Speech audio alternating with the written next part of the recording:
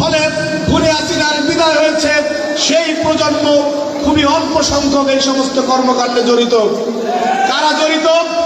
যারা 17 বছরে বিভিন্ন সময় বড় ভাইদের আনুকূল্যে পদ নিয়েছেন, পদ নিয়ে আওয়ামী লীগের সাথে রাতে ব্যালেন্স করেছেন, ব্যবসা বাণিজ্য করেছেন এবং ঢাকায় সহ বিভিন্ন জায়গায় ছিলেন, তারা আজকে হঠাৎ নতুন নতুন পাঞ্জাবি আর গায়ের মধ্যে সেন্ট করে তারপরে কিন্তু রাস্তায় বেরোচ্ছেন এবং যে আওয়ামী লীগের সহযোগিতায় রাজনীতি করেছিলেন সেই আওয়ামী লীগদেরকে এখন সেভ করার চেষ্টা করতেছে।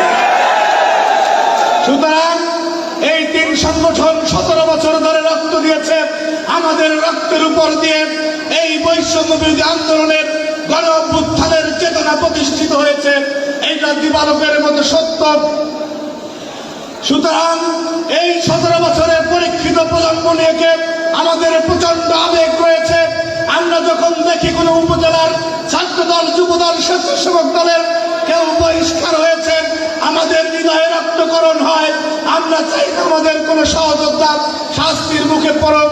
আপনাদের প্রতি অনুরোধ থাকবে, আপনারা 17 বছর ধৈর্য ধরেছেন, বাকি জীবনে ধৈর্য ধরে তারেক রহমানকে দেশে ফিরিয়ে আনার আমাদের যে আপ্রাণ চেষ্টা এবং বাংলাদেশের মানুষকে ভোটাধিকার ফিরিয়ে দেওয়ার যে আমাদের নিরন্তর প্রচেষ্টা, সেটা সফল হতেই হবে। আমাদের কোনো ভুলের কারণে যাতে সেটা হাতছাড়া না হয়ে যায়, সেই বিষয়ে আমাদেরকে সতর্ক থাকতে হবে। প্রিয় উপস্থিতি, কিছু বিএনপির নেতারা যারা 17 বছরে ছাত্র দলের কাউকে খোঁজ রাখে নাই, কোনো মামলায় যারা কোনো সাহায্য করে নাই, যারা কোনো ছাত্রটাকে হাসপাতালে দেখতে যায় নাই, আমার ভাইয়েরা বাড়িতে ঘুমাতে পারে নাই, শিক্ষা প্রতিষ্ঠানে ক্লাস করতে পারে নাই, মা বাবার সাথে দেখা করতে পারে নাই, তাদের সাথে আমরা আজকে দেখছি সেই বৈরী আচরণ চলছে।